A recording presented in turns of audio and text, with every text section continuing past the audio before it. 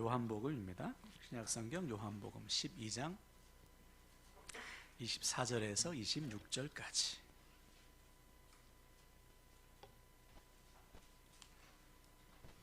신약성경 요한복음 12장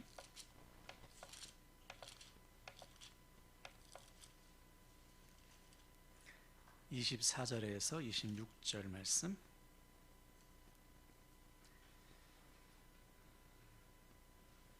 네, 다 찾으셨죠? 우리 한 절씩 보겠습니다. 24절부터. 내가 진실로 진실로 너희에게 이르노니 한 알의 밀이 땅에 떨어져 죽지 아니하면 한 알 그대로 있고 죽으면 많은 열매를 맺느니라.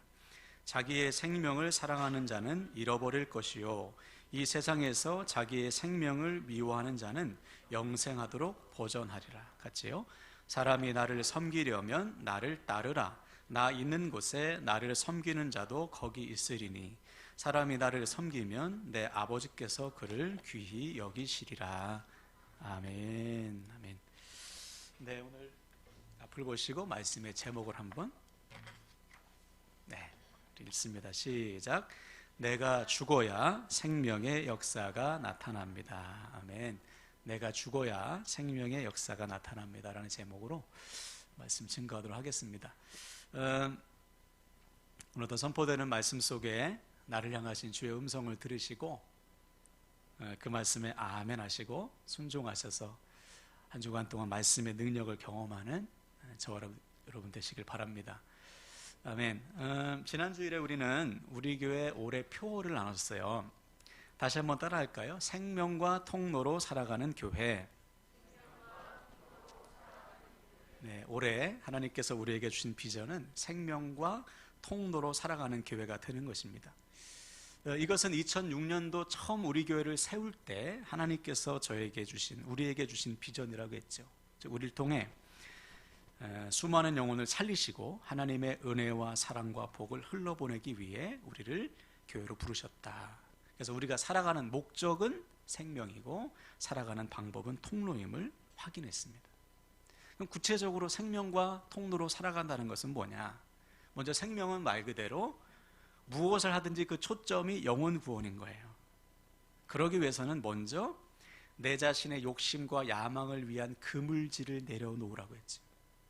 제자들이 배와 잡은 물고기 그물을 다 버려두고 주님을 따랐듯이 우리 역시 더 이상 내 욕심과 야망을 위한 삶을 버릴 때 우리는 생명의 삶을 시작할 수 있어요. 그래서 우리가 결단했죠. 무엇을 하든지 생명에 초점을 맞추는 것. 말 한마디를 해도 영혼을 살리는 말을 하고 무슨 일을 하든지 그 초점을 생명으로 맞출 때 우리 주님은 반드시 우리의 삶을 역사하셔서 우리가 하는 모든 일을 통해 영혼을 구원하실 줄로 믿으시길 바랍니다. 그 다음으로 통로는 뭐라고 했지요? 연결시키는 것. 즉 하나님과 세상을 연결시키기 위해 우리를 부르셨다. 어떻게 할 때 연결돼요? 하나님을 뜨겁게 사랑하고 그 사랑으로 이웃을 사랑할 때 마음과 힘과 뜻과 생명 다해 하나님 사랑하고 그 사랑으로 내 이웃을 내 몸과 같이 사랑할 때 나를 통로 삼아서 하나님이 하나님의 은혜와 복을 흘러보내신다. 초대교회 보면은 딱 두 가지 있잖아요. 집에 있든지 성전에 있든지 예배하고 예수가 그리스도임을 증거하고 또 누가 시키지 않아도 자기의 소유를 팔아서 가난한 자와 과부와 교회와 교회 밖에 있는 사람들의 필요를 채워주는 거예요. 그렇게 사랑했더니 어떤 일이 일어났어요? 칭송받는 교회. 주께서 날마다 구원받는 자들을 더하게 하시는 교회가 되었어요. 하나님을 사랑하고 이웃을 뜨겁게 사랑했더니 하나님께서 생명과 구원의 역사를 이루셨다. 그러기는 올 한 해 저 여러분의 삶이 생명과 통로로 귀하게 쓰임 받으시기를 다시 한번 부탁을 드립니다. 자, 오늘은 이 생명과 통로로 살아가기 위한 구체적인 실천 목표를 한번 나누겠습니다.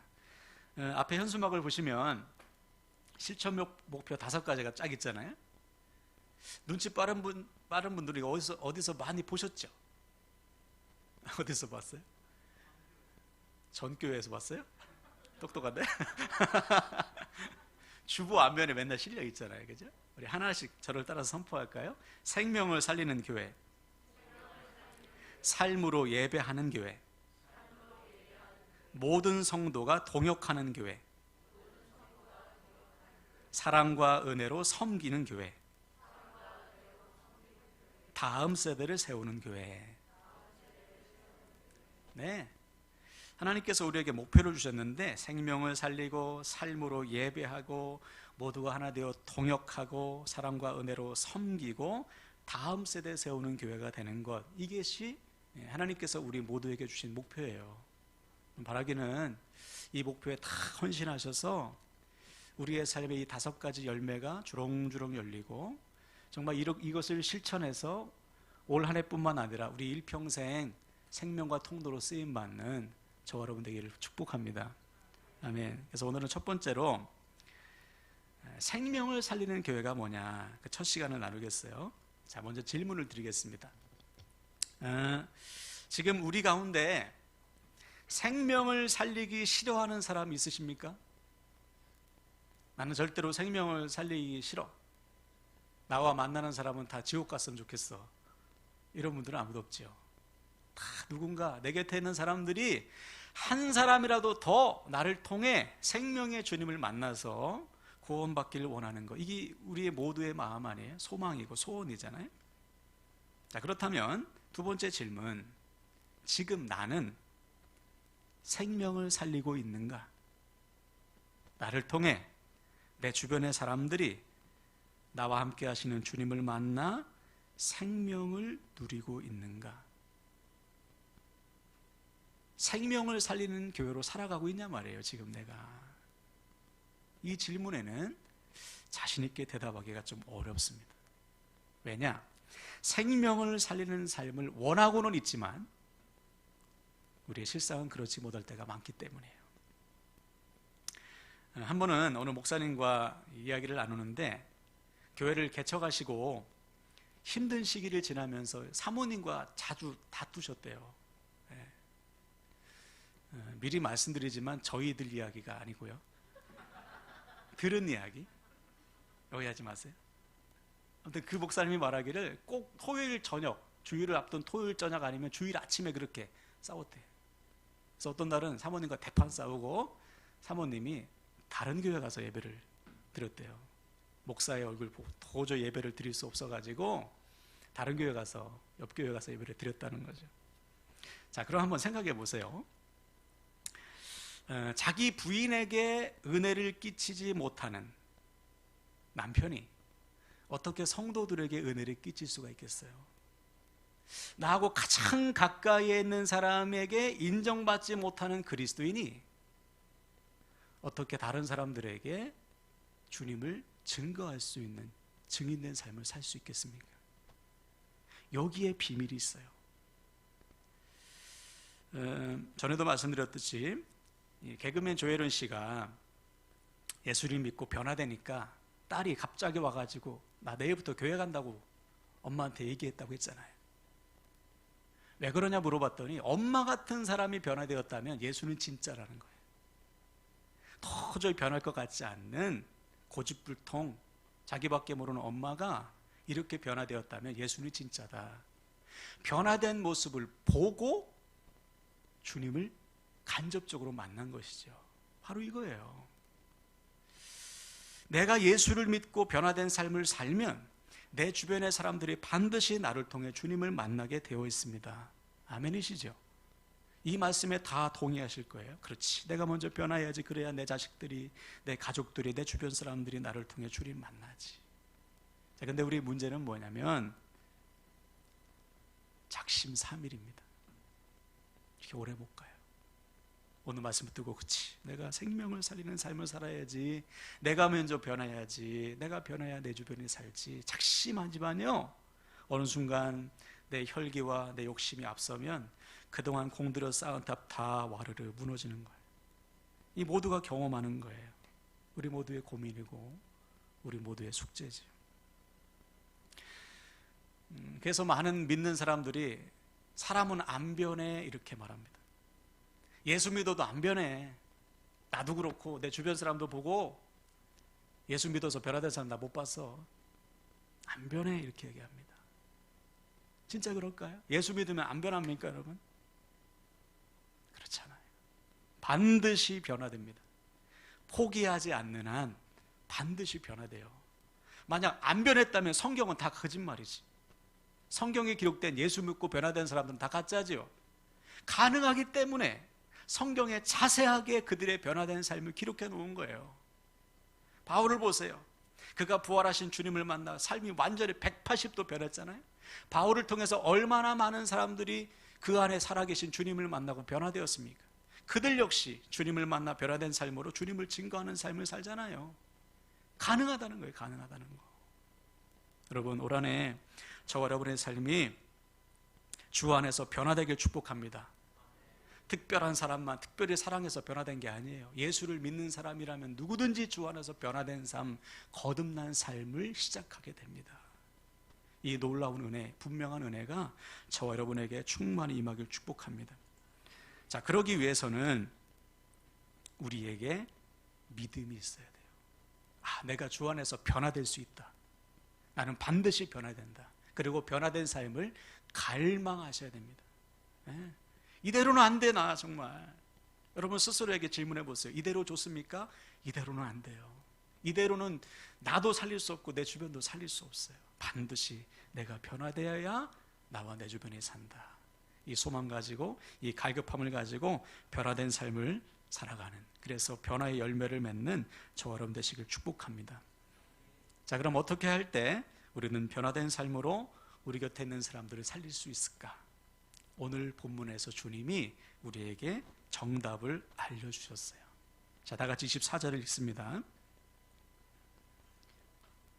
다 같이 읽겠습니다. 시작.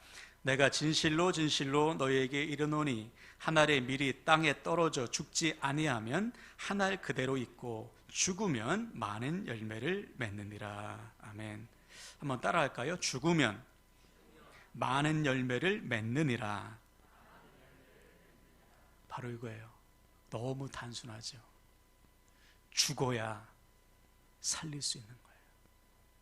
내가 죽어야 나도 살고 내 주변도 산다. 주님께서 밀알을 예로 드셨죠. 한 알의 밀알이 땅에 탁 떨어지면요, 이 씨앗이 자기의 형체를 바꿉니다. 땅에 있는 수분을 흡수해서 일명 발아가 시작되는 거예요. 씨가 수분을 다 흡수하면, 목사님 보세요, 씨 안에 씨눈이 생겨요. 그리고 이 씨눈이 더 자라면 이 씨앗의 껍질을 탁 뚫고 밑으로는 뿌리가 싹 내리고 위로는 떡잎이 딱 돋아납니다. 자기가 죽으니까 완전히 다른 모습으로 변화되는 거예요. 근데 그것으로 끝이 아니죠. 이제는 밀이삭이 되어서 수많은 열매를 결실하게 되는 것입니다. 죽으니까 열매가 나타나는 거예요. 우리도 똑같아요. 내가 죽을 때 비로소 변화가 시작되고, 내가 죽어 변화될 때 비로소 생명의 역사가 나타나요. 반면에 내가 죽지 않으면 아무런 일도 일어나지 않습니다. 밀알이 땅에 떨어져 아무런 변화가 일어나지 않으면, 죽지 않으면, 썩어지지 않으면 아무런 열매도 없듯이 내가 죽지 않으면 아무런 역사도 나타나질 않아요. 그러므로 왜 우리의 삶의 생명의 역사, 나를 통해 왜 내 주변 사람들이 변화되지 않는가? 아직 내가 죽지 않아서 그렇습니다. 안 죽어서 그래요. 물론 어떤 분들은 이렇게 말씀하실 수 있죠. 목사님, 꼭 죽어야 되나요? 안 죽으면 변화 안 되나요? 네, 안 죽으면 변화되지 않습니다. 죽지 않으면 아무런 일도 일어나지 않아요. 자, 이에 대해서 바울이 갈라디아서 2장 20절 이렇게 말합니다. 우리 앞을 보고 우리 현대인의 성경을 한번 읽어볼까요? 네, 큐. 읽습니다. 시작. 내가 그리스도와 함께 십자가에 못 박혀 죽었으므로 이제는 내가 사는 것이 아니라 내 속에 그리스도께서 살아계십니다. 지금 나는 나를 사랑하시고 나를 위해 죽으신 하나님의 아들을 믿는 믿음으로 살고 있습니다. 아멘. 그렇죠. 예수 그리스도를 믿는 자는 죽지 않을 수가 없습니다. 왜냐? 우리가 주님을 믿는다고 하는 것은 주님께서 나의 죄를 대신하여 십자가에 죽으시고 장사된 지 사흘 만에 다시 살아나셔서 모든 죄와 사망의 권세를 이기셨음을 믿는 거예요. 할렐루야. 뿐만 아니라 나도 주님과 함께 죽고 이제는 주 안에서 의롭게 된 존재로서 주님과 함께 다시 살아났음을 믿는 것입니다. 이것이 구원이에요. 다시 말해, 내가 주님과 함께 다시 죽고 사는 이 거듭남의 은혜를 믿는 거예요. 그러면 어떻게 내가 죽지 않고서 거듭날 수 있겠어요? 죽어야 다시 태어나는 것이죠. 이것이 이미 우리에게 주어졌다는 거예요. 할렐루야. 그러므로 내가 죽었음을 믿어야 됩니다. 죽었음을. 그래서 바울은 고백하는 거예요. 내가 그리스도와 함께 십자가에 못 박혀 죽었나니 그런즉 이제는 내가 사는 것이 아니고 내 안에 그리스도께서 사시는 것이라. 이 놀라운 은혜를 날마다 선포했어요. 그래서 바울의 일생은 나는 죽고 주님이 사는 삶을 지속할 수 있었던 것이지. 그러므로 사랑하는 여러분, 지금 우리에게 필요한 것은 뭐냐? 믿음입니다. 아, 나는 죽었구나. 나는 이미 죽었구나. 한번 따라 선포할까요? 나는 이미 죽었구나. 이 사실을 늘 선포하는 거예요. 아, 나는 죽고 주님이 내 안에 사시는구나. 물론 우리 중에는 아직 주님을 만나지 못한 분이 계실 수 있습니다. 그렇죠? 혹시 우리 중에 아직 내가 주님을 만나지 못해서 즉 주님을 나의 구주로 영접하지 못한 분이 계시다면 여러분 지금 이 시간 영접하시면 돼요. 아, 2000년 전에 십자가의 죽으심이 다른 사람이 아닌 바로 나를 향한 하나님의 지극하신 사랑이구나. 그때 나도 주님과 함께 죽고 주님과 함께 다시 살았지. 이 구원의 은혜, 이 거듭남의 은혜가 나에게 임했지. 이 놀라운 사실을 믿음으로 받아들이시길 바랍니다. 그때 비로소 우리는 내가 죽는 삶, 내가 죽어 곁에 있는 사람을 살리는 생명의 삶이 가능하게 되는 거예요. 자, 그런데 여기서 한 가지 중요한 사실이 있습니다. 내가 죽어 생명을 살리는 삶은 단 한 번의 결단으로 이루어지지 않아요. 오늘 한 번 내가 은혜 충만히 받고 세게 받는다고 해서 되어지는 것이 아닙니다. 일평생 내가 거듭거듭해서 살아가야 하는 훈련이에요. 왜냐하면 내가 죽었다는 사실, 내가 주님과 함께 죽고 다시 살아났다는 사실을 우리는 너무 자주 잊어버리기 때문에. 자, 그래서 바울은 그 유명한 고백을 하죠. 로마서 7장 24절 한번 읽어볼까요? 네, 읽습니다. 시작. 오호라, 나는 곤고한 사람이로다. 이 사망의 몸에서 누가 나를 건져내랴? 아멘. 바울도 무너졌어요. 주님과 함께 이미 나는 죽었어. 이 사실을 누구보다 분명하게 체험한 바울도 어느 순간 원하는 선은 행하지 않고 원치 않은 악을 행했어요. 무너졌단 말이죠. 왜 무너졌을까요? 내가 죽었다는 사실, 주님이 내 안에 살아계신다는 사실을 방심하는 순간 우리는 원하는 선이 아닌 원치 않는 악을 행하게 돼 있습니다. 우리도 똑같잖아요. 내가 죽고 주님이 내 안에 살아계심을 얼마나 자주 잊어버립니까? 그러면 아무리 바울과 같은 믿음의 사람도 무너져요. 다윗도 보세요. 다윗처럼 하나님의 살아계심을 확실하게 경험한 사람이 누가 있어요? 골리앗과 싸울 때 정말 하나님의 영이 바울을 막 다윗을 사로잡았잖아요. 다윗도 그렇고 다윗 주변의 사람도 하나님 정말 살아계시구나 확실하게 체험했음에도 불구하고 다윗은 넘어졌어요. 왜? 그 순간 나는 죽었구나, 하나님이 내 안에 살아계시구나 잊어버리니까 자기의 욕심, 자기의 정욕, 자기의 야망이 불쑥불쑥 튀어나오는 것이죠. 그러므로 답은 아주 간단합니다. 매일 매순간 나는 죽고 내 안에 주님이 살아계심을 믿음으로 고백하며 사는 거예요. 때때로 죄에 걸려 넘어졌더라도 다시 벌떡 일어나서 주님 앞에 나아가, 주님 나는 죽었습니다. 주님이 내 안에 살아계십니다. 내 안에 있는 죄성을 날마다 죽이면서 사는 거예요. 그때 주님은 우리에게 죄를 이길 수 있는 힘을 주시는 거예요. 할렐루야. 그러므로 사랑하는 여러분, 오늘 우리는 결단해야 돼요. 내가 예수를 믿는다고 하면서 내가 죽고 주님이 내 안에 사시는 삶을 내가 실천하고 있는가? 아니면 남들과 똑같이 살면서 주일날 교회에 나오는 것, 이것만 다른 것은 아닌가? 오늘부터 바뀌어야 돼요. 아, 나는 죽고 주님이 내 안에 살아계시지. 이 삶을 오늘부터 훈련하며 사셔야 됩니다. 자, 그래서 오늘 주님은 우리에게 두 가지 훈련사항, 실천사항을 알려주셨어요. 자, 먼저 25절을 볼까요? 오늘 본문 25절 성경책을 보시면 됩니다. 자, 제가 읽겠습니다. 자기의 생명을 사랑하는 자는 잃어버릴 것이요, 이 세상에서 자기 생명을 미워하는 자는 영생하도록 보존하리라. 아멘. 따라합시다. 자기 생명을 미워하라. 네. 내 생명을 미워할 때 우리는 나를 죽이는 삶, 생명을 살리는 삶을 지속할 수가 있습니다. 그럼 나를 미워한다는 게 뭘까요? 나를 위해 살지 않는 거예요. 나를 미워하는 삶은 더 이상 나를 위해 살지 않고 나를 위해 자기 자신을 버리신 주님을 위해 사는 겁니다. 당연하죠. 내가 죽었는데 어떻게 나를 위해 살아요? 나는 죽고 내 안에 살아계신 주님을 위해 사는 거, 이것이 나를 미워하는 삶이에요. 그래서 제자들은 잡은 물고기 배금을 다 버려두고 주님을 따른 거예요. 더 이상 내 자신의 욕심, 야망을 위한 삶을 버렸다는 거죠. 왜? 여러분 자신을 위해 열심히 한번 살아보세요. 그러면 여러분도 죽고 여러분 주변도 다 죽는 것밖에 없어요. 어떠한 생명의 역사, 영생도 일어나지 않아요.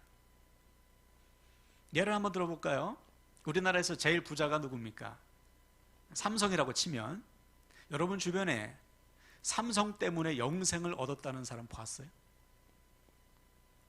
내가 삼성을 믿으니, 삼성을 위해서 충성하니, 열심히 일하니까 나에게 영생이 주어졌다. 저는 못 봤어요. 반면에 지금도 내가 주님을 위해 나를 미워하여 주께서 맡겨주신 영혼들을 위해서 자신의 생명을 죽이며 사는 사람들을 통해 수많은 사람들이 생명의 주님을 만나고 있습니다. 우리 자신이 구원받은 것도 보세요. 나와 전혀 상관없는 사람이 주님을 사랑함으로 자기를 미워하기까지 나를 섬기고 사랑한 결과 내가 그분을 통해 그 안에 살아 역사하시는 주님을 보고 주님께 돌아오게 되었잖아요.